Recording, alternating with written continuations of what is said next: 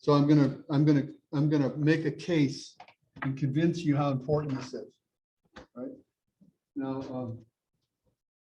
have you seen this before? In the other class? No. Maybe you will be.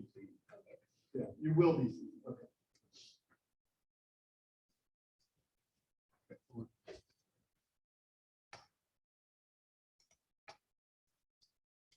Okay. I'm going to make the case for the importance of the business answering their customer reviews. It doesn't matter if they're good or bad reviews, 1 star or 5 star, answering them. I'm going to make a case for that. Okay.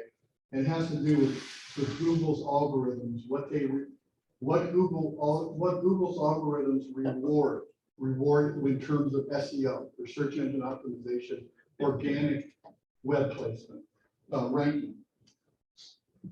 If we as managers answer the reviews on a regular basis in a timely way, in a quality way, where we're not just copying and pasting things, we can get as much as a 15.4 increase in Google ranking. And that is from the Google algorithm themselves. So that's right from them. And the other thing about reviews is 88% trust reviews as much as recommendations from friends. And 97% of consumers say they influence their buying decisions. So reviews are really important. It's word of mouth. It's a 2022 word of mouth. Word of mouth is really, really powerful. And this is how we do it today electronically. We do it this way. I'm going to give you some examples of what to do and what not to do. And I'm going to go over these relatively quickly here. Here you have a review. Actually, what happened here, what you're not seeing right now, you're not seeing the review itself, which is it was a positive review. It gave this company a positive review. So they just said, we're happy with our floor covering and it worked out really well. Thank you very much. We appreciate it. Doing business with you. This is the way they answered it here. What they said was, instead of thanking them, they just said, we're happy Steve was able to help you navigate such a large project. The rest of this is a big ad. All they're doing is talking about how great they are.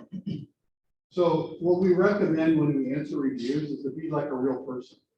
Don't be like an advertising agency. Okay.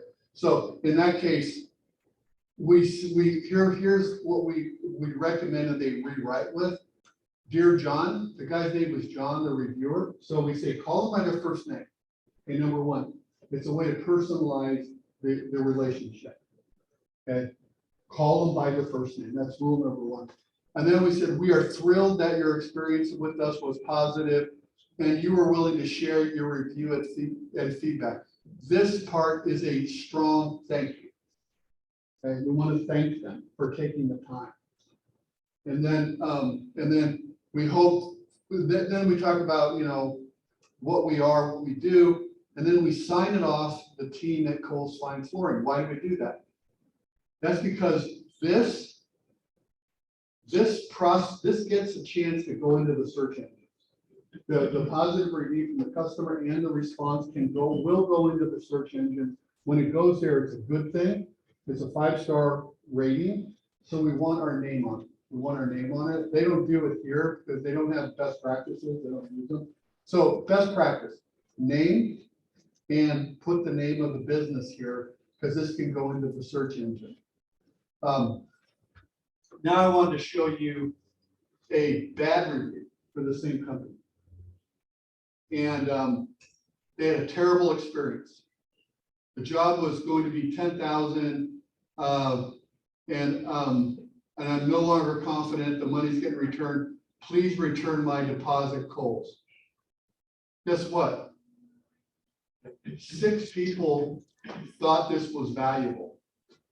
What happens in this, the psychology of the reviews is that the consumer side stay together. They're friends, right? So these friends think alike. If they see something like that, they kind of go, ooh, bad company. and they say, I like that. That- Thank you very much.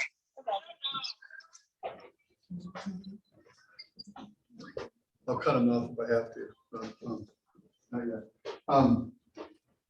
Bad company, bad experience, 1 star, about as bad as you can get. This is a really bad review because it's telling the rest of whoever else reads this, the rest of the marketplace, that they don't, that they did not follow up, they didn't do a good job. So what she did here when she responded, what she did was, instead of apologizing and say, you know, we deserve better as our customer, they start making excuses. You really don't want to do that, make excuses. And you don't want to get into an argument. And so they're not all excuses. We are unaware you want to cancel. When we arrived the day of the installation, your home was not ready.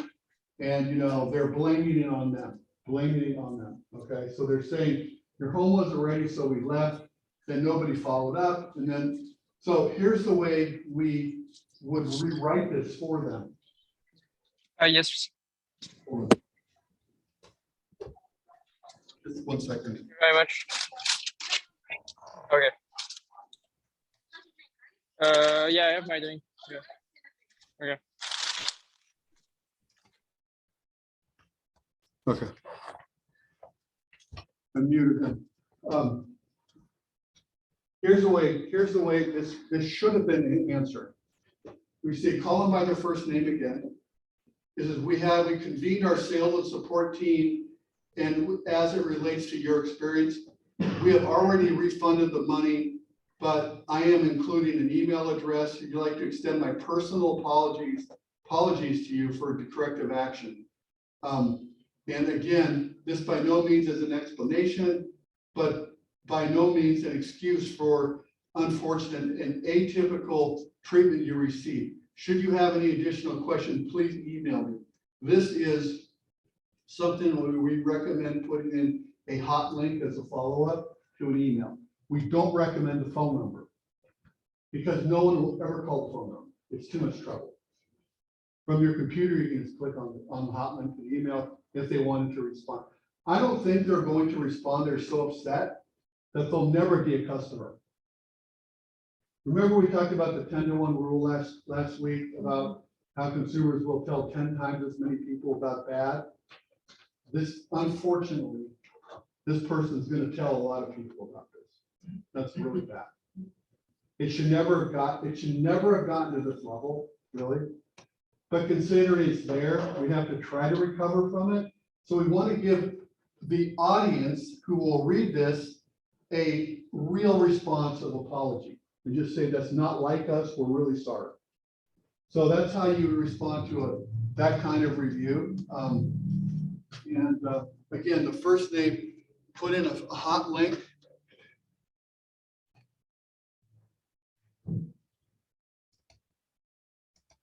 Hold on.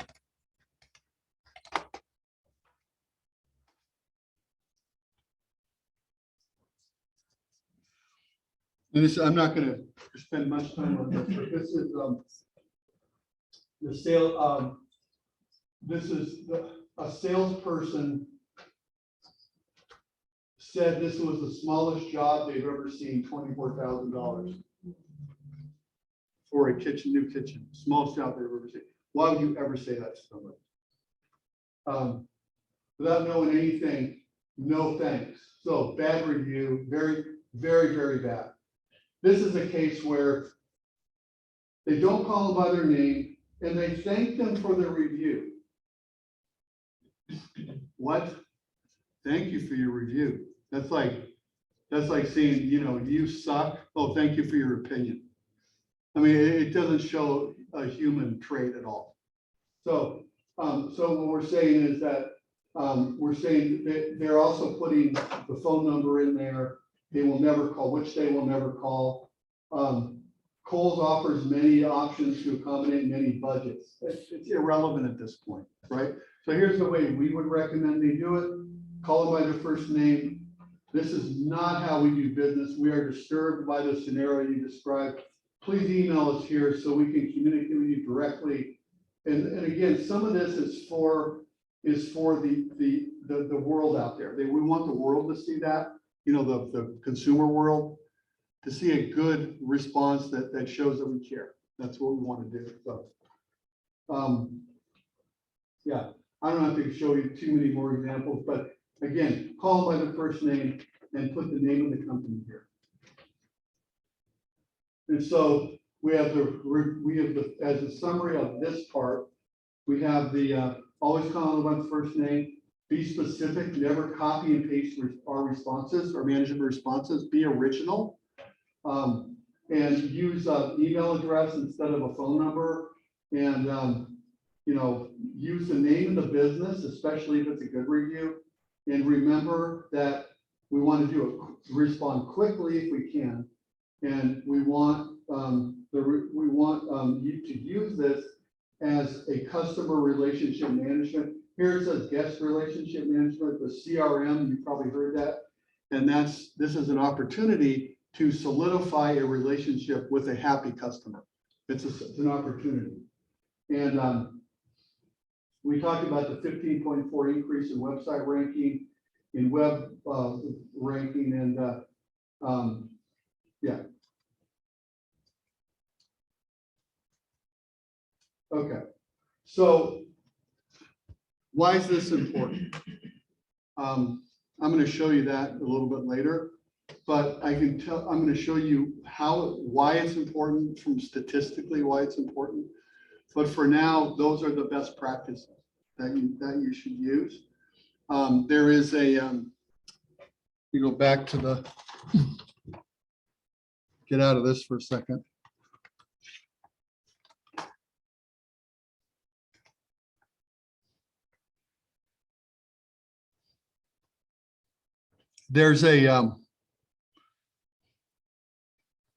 There's a discussion question that's worth 5 points. That's due next week, where I ask you to address this concept with reviews. Okay. Now there's a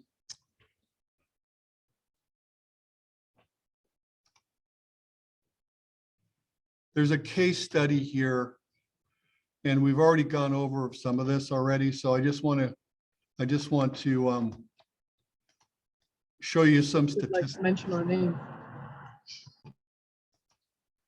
Who's talking now? I'm going to be going over some statistics here. Hey guys, if you're there at your home office or where you are, can you make sure you're muted? Because we can hear you guys talking sometimes. I'm going to kind of stay here to do this, but I just want to go over some of these. This was based on a 1,000 people that responded to the survey regarding the review, the concept of reviews. And I just want to go over some of these. There's about 8 slides I want to show you. I'm going to go over them pretty fast here because it's a lot of data. But so this was how many consumers received a response to a review from a business. So how many consumers actually get responses from businesses? It's not that high of a percentage, and it's a mistake because it's an opportunity left on the table. A third of this group, which was scientifically selected to be random, said about a third of them get it for every review, and 20% said over half my reviews. So most people get some kind of response from reviews on businesses that are managing the process. How quickly do consumers expect reviews to be responded to? And you know, a lot of, almost 50% said within 2 days here. And then another 15 said 3 days, another 15 said a week. So most consumers, and this is about 75%, expect an answer from a business within 1 week. If you wait past that week, you run some risks of losing your impact in the process here. So most expected within a week, and about half of those, about half the total audience expected it within 2 days. what review sites did consumers find important? Google dominates that just because Google reviews, because they dominate the search engines, and they're going to show you Google reviews first before you see other things. And Facebook was a surprising number 2, which kind of surprises me, but Yelp I'm not surprised by at all, because they're sort of the generalist review site for every little small business. This is like the small business review site. Better Business Bureau would kind of surprise me, but you know, people say they have an A rating with the Better Business Bureau. People check their site and look at the reviews. And TripAdvisor is really dominant for hotels. That's their segment is hotels. So if you want to find out about hotel, typically you go to TripAdvisor reviews, and I'm going to show you something more on that later. And this is about the consumer behavior on this, is how many online reviews do consumers read before they trust a business? And a very small said 1, and a kind of then we're getting into more, so 2 to 3, 4 to 6, 7 to 10. So if up to 10, you know, accounts for about 75% or 80% of the audience, up to 10.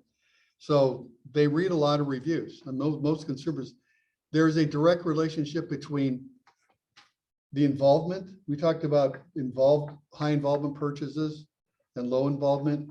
You're going to see more reviews for high involvement type purchases. And so that's typically the way it works. And because it's important to the consumer. And so here somebody, 3% said they read 50 reviews. It's hard to believe, isn't it? I don't believe that, but I guess some people love reviews. I don't know.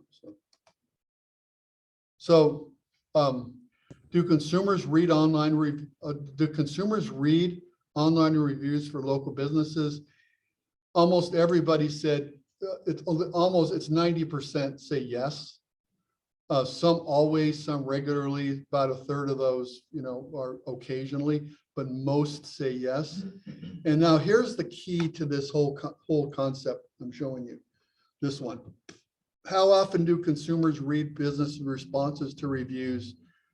How often do they read the business responses? How often do they pay attention to them? And always was 40%, which is, you know, so always and regularly was really high, 75%. Occasionally and never is a very small number. This actually opens up a lot of eyes for people, because they go, I didn't realize that consumers read the management reviews. And this is kind of obvious. Positive reviews make you more likely to trust a business. Negative reviews make you more likely, not less likely. I should say though that there is some fraud in this business. There's some cheating going on sometimes. It's rare, but it happens. So I always say, don't trust a business that has all 5-star reviews. Don't trust them.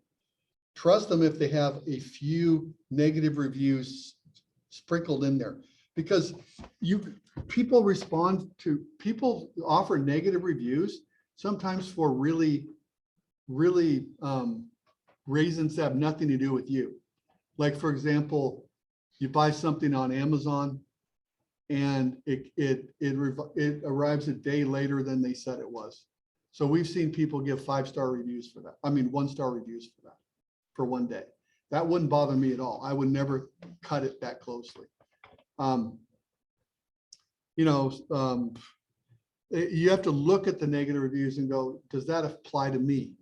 If it doesn't, if it does apply to you, if you're staying at a hotel and you want to, or an Airbnb, and you see a 1-star review for an Airbnb and it says it wasn't clean, that's a bad one. For a hotel type stay, that's bad. But if they say the front desk manager didn't smile at me, that's not so bad. That's a personal thing. Okay.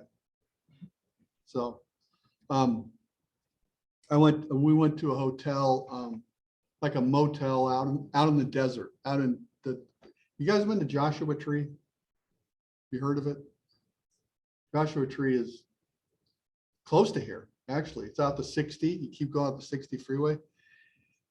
You'll see things, mostly Europeans go there because, well, it's a national park. So you're going to see stuff you've never seen before. But anyway, there's a really cool like Western motel we stayed out there. And I gave a 1-star review for the restaurant because the band that was playing, they charged $25 a person, which is kind of expensive. You expect to see pretty high level stuff. The band was late. And they stopped after 45 minutes of playing. So I'm going to be calling the manager today and tell them I'd like to get some kind of a voucher for like a refund or something. But I gave them a 1-star review because that was unacceptable. You know, so some people that wouldn't matter. Some people care more about the food in the restaurant. So they should read my 1-star review and just discount it. Bless you. So. But here's something that I'd like to bring to your attention, that consumers, 73% of consumers have been asked to write a review. They've been asked to write a review. That is completely ethical and legal. Where it's unethical and illegal is if you offer to pay them for the review. You're not allowed to pay them for the review. But you're not allowed to compensate for a review because that can shade their opinion. But you can ask, and a lot of people have been asked, and 72% of that group, when they were asked, they did it. So that's one thing we recommend. A couple other points before I show you the final thing on this is that 69% of the audience said they were more likely to use a business that responded to their positive reviews, and 70% said they're more likely to use it if they respond to negative reviews. But it really depends how you respond. You're never supposed to do copy and paste because consumers can find that and they don't like it. You're better off to not respond at all if you're going to do a copy and paste approach, because consumers will look, and if they see you just using the same response every time, it's bad news. Can't do that. And this is where it says, don't do a one-size-fits-all. 70% of audience would be put off by a business that responded to a review with a template response. Template, that means a copy pasted response. Okay. Here we go. This is what I want. So this is a case study I want to show you for a hotel that we managed down in San Diego. And so I went with the front office manager. I asked if, you know, we kind of collaborated on something. Said, what can we do to get a better ranking on TripAdvisor? So this is really the most important site for hotels and you know, also Airbnbs too. TripAdvisor is really important. It's trusted around the world.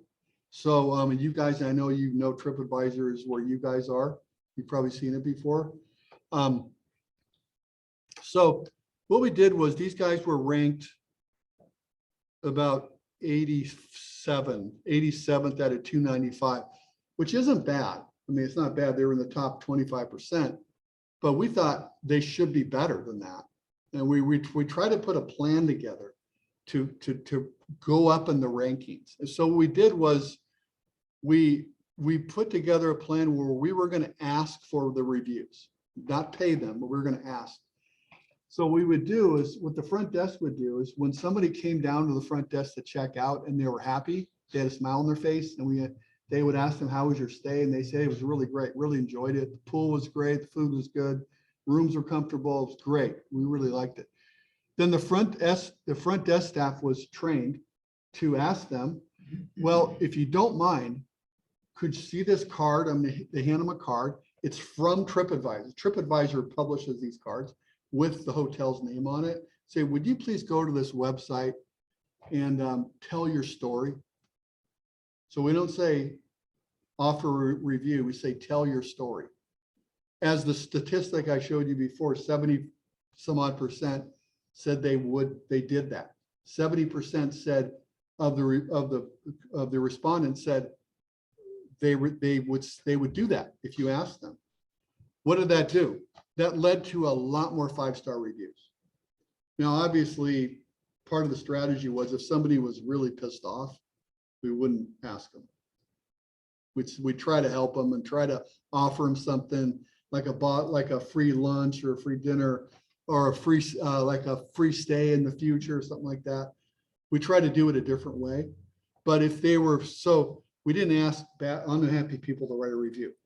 But look what happened here. So this is between, I don't think you probably can't bad screen, but from April 2020 up to about August 2020, there was this climb in the ranking. And this is the Lafayette Hotel, the client, and these were their direct competitors. The Hadlery Hotel is terrible, so no, we don't care about them. But these other guys were always ahead of us. The Pearl Hotel and the Kings, they're small boutique hotels. Look what we did. Over time, because we were asking for the reviews, we passed them. We passed them and ended up, and again, there was 41 reviews in a 2-month period, which is, a fair amount of reviews. Almost all were 5-star because we were asking for them. We had a 4.8 rating in that time. We responded to 100%, and we ended up being ranked 15th out of 295. That's the top 3%. What does that do for us? What does that do? Okay, well, it's bragging. You can brag about it, right? But what it did was did 2 things. Number one, the most common keyword, hotels in San Diego, the most common keyword you can have.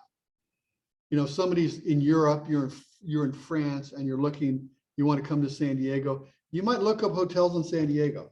I mean, that would be kind of a common, if that's where you were going. Very common, very competitive keyword phrase here.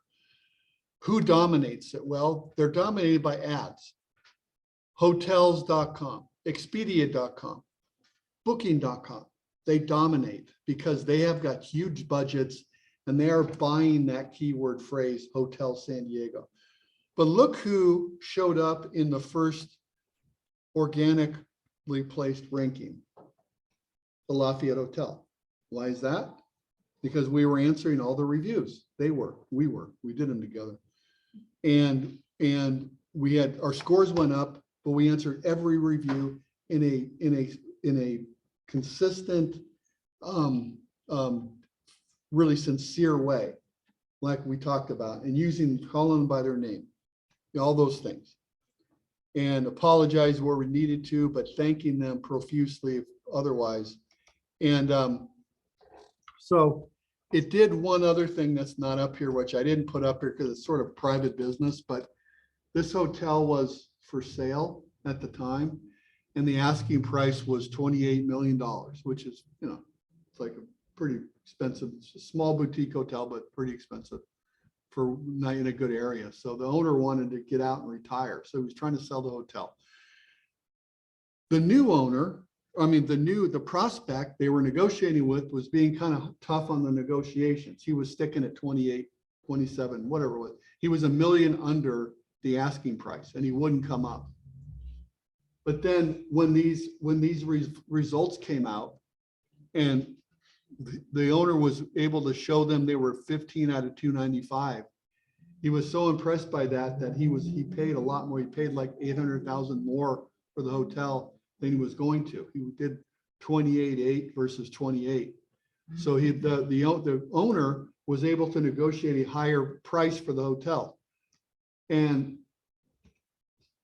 we didn't get a cut out of that. I didn't get any, but the owner was really happy. And it showed them, the owner, the current owner and the new owner, how important it is to ask for reviews. And when you're ranked that high, when you're ranked 15 out of 295, that's like saying that you are one of the top hotels. Now, they're not one of the top hotels. They're good. They're not great. I mean, there's nicer hotels out there. But as far as the consumer, when they're looking, you know, top 3% on the most reputable site. So there you go. So I just want to show you that's what can happen if you do things right, the right way. It can happen. And any questions on that? Okay, let's take a break for about 15 minutes. Then I'm going to go over a quick social media expose for you. And then we're going to take a quiz and we're done. Okay, 15 minutes.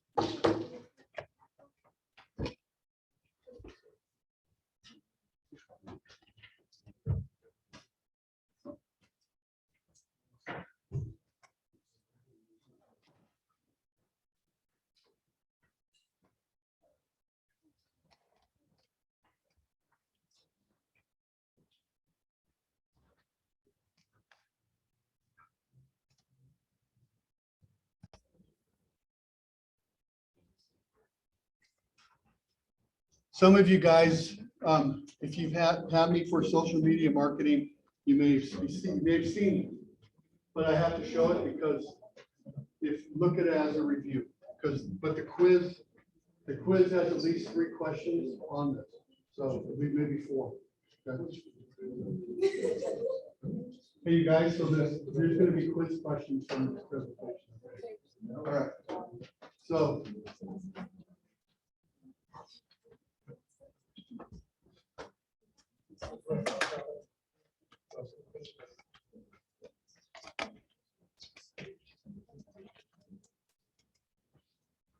Remember, so again, some of you, this could be a bit of a review. Week 2 of social media marketing. I kind of went over this, but this is the social engagement pyramid. And if those of you that have done some work in community management know about this. But you have reach, which is the traditional way of that marketing managers were paid by, was reach. How many eyeballs you get from? A good way to explain reach is, you know, we have 25 people in the class. The reach of this content is 25. Engagement's a whole different deal. Because some of you may be doing other things while I'm talking, you're not totally engaged. The engagement might be, we might have 20 people engaged out of 25 reached. So it's a different set of numbers we're using. But we need to reach this. This is how we are evaluated as community managers. It's likes, comments, and clicks. And there's another level. This is how content becomes viral, sharing. Sharing, you're going to share from one network to another. That's how things become viral. That's how when you get 1 million hits on something, it's because it went viral. Okay. So you guys know this, but I just wanted to kind of refresh. Traditional marketing got paid on this, but we need reach also. You need reach in social media. You need to get a lot of eyeballs in order to have engagement. But we can buy this. I can buy this right now online on social site. I can buy reach just through boosting a post or advertising the post. I can do it. Not that expensive. But you can't buy this. This follows that. But the real key to this part of the lecture is that 80-20 rule. So 80-20 is not verbatim. It's not exactly 80-20. It could be 70-30, it could be 60-40. But what we're saying is that 80% of the content should be valuable to the audience. We use the term with them, what's in it for me? Think of it, turn that around to the audience. What's in it for them? Why should they come here? What's the point of them being there on your social media site? Is it to be sold to? Is it to be, you're going to show products to buy, special promotions? Or is it to entertain them so they keep coming back? That's what we have to be thinking about. Not just entertainment, but but it's about information they can use. It's about, like, for example, the example would be if you were working for a coffee shop. Let's say you were a community manager for a coffee shop. Of course, you're going to show your products, you're going to show the prices at some point, but most of your posts should be informational. Like, for example, a post that says, did you know that Alzheimer's disease can be slowed down by drinking coffee? Did you know that it's good for your brain? That stimulus is good for your brain.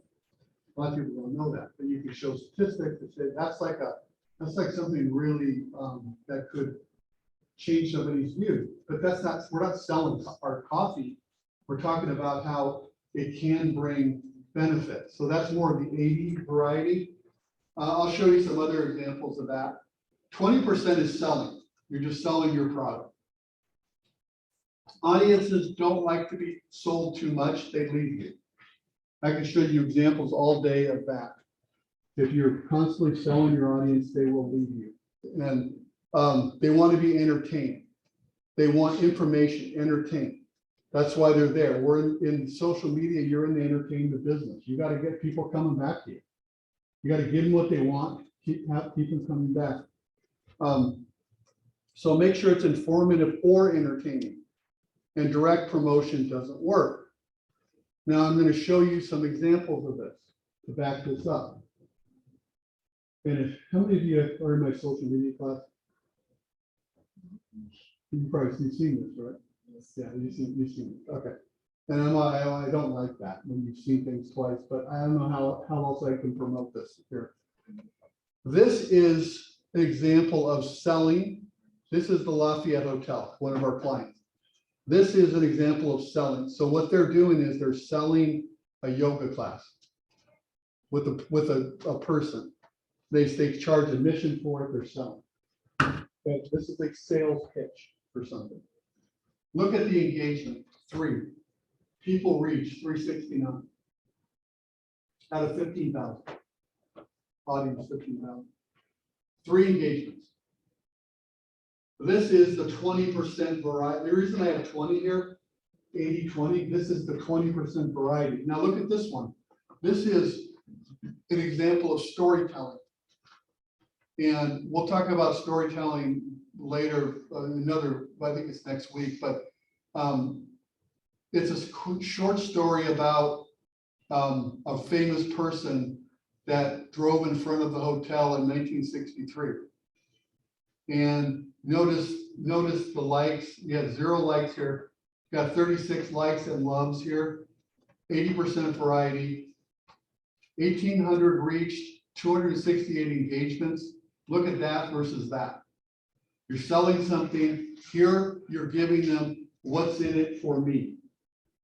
This hotel is a historic hotel.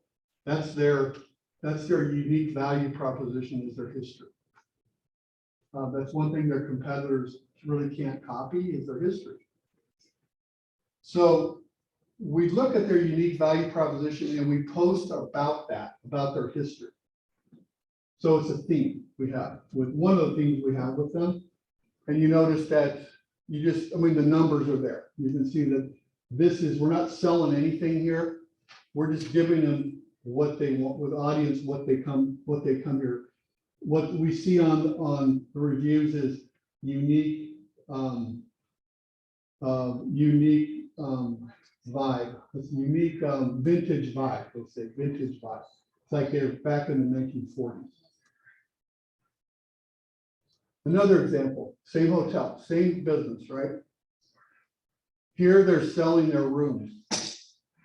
So they have conference rooms. They want to sell, they want their business clients. They want business clients. So they have their rooms they're selling, and book our hotels for your next conference. They had 1 like, they reached 700 people, and they had 8 engagements. Then remember the unique value proposition, their history. What does that mean? Tom Cruise shot the movie Top Gun. One of the major scenes in the movie was shot at that hotel in their bar. And this is a picture of it here. You guys ever see this movie, Top Gun? Yes. And so there's a new one coming out anyway. So you recognize him, you might recognize her. He had the extras back here, but we had 37 likes versus 1. We had people reached, 223 engagements, and we had sharing. So this is the kind of thing that this is the 80, this is the 80, this is the 20. This keeps them coming back because we're entertaining them and we're really emphasizing the unique value proposition of the hotel. Now, that was Facebook. When we go to Instagram, here there's this is a direct sale right here. This is as much of a sale as you're going to get. Black Friday sale. Book now, get a deal on your room. This over here, this is Instagram. All we're showing is a really cool picture of their pool with bright colors, and you can sort of put yourself right there. So you have the 20 variety and the 80 variety.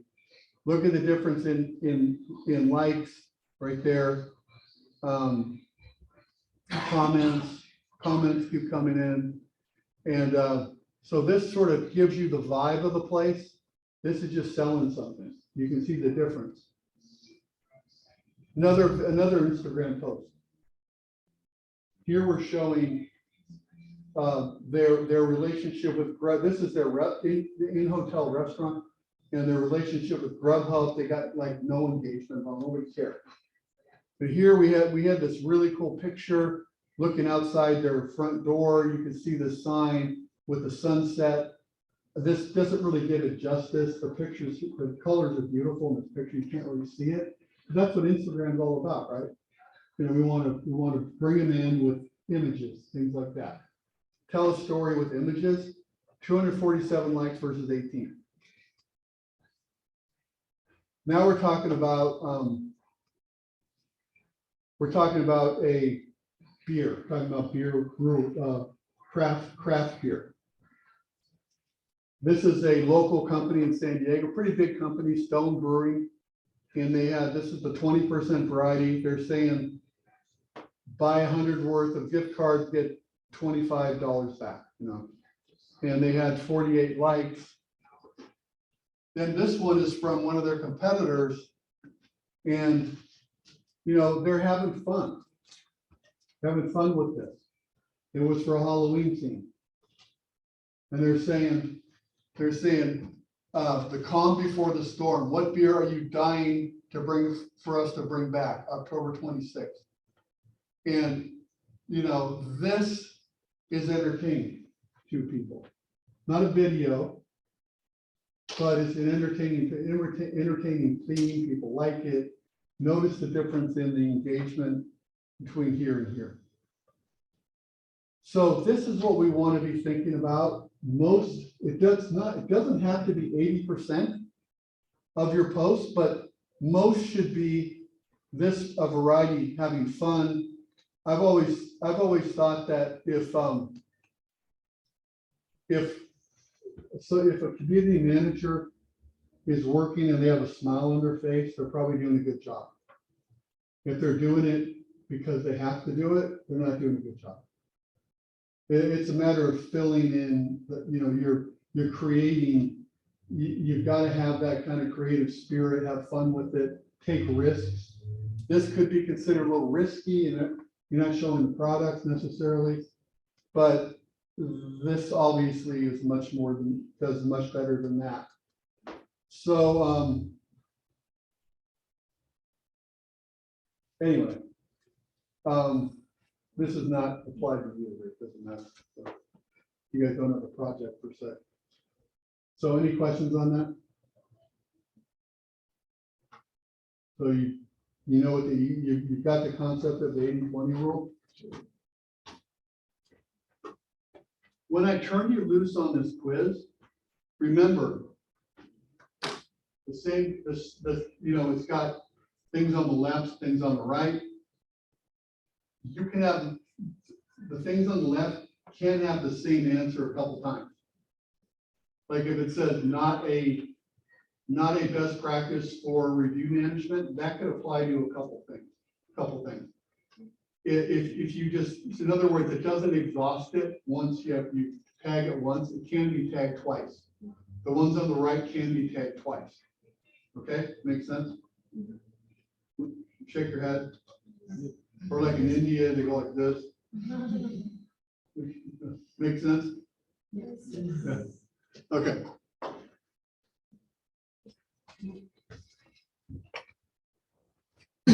You guys good online? Yes, sir. Okay. I like to be called sir. That's very good. Thank you. I'm going to make everyone in class call me sir now. Okay, so I'm going to go to make sure the quiz is available to you. And let's see, right now it's, what time is it right now? 8, so almost 8 o'clock, right? Okay, I have it ready to go at 8 o'clock. So, in 1 minute, you can take the quiz. And then when you're done, you can go. Okay. All right. You see the time down here, 7:59?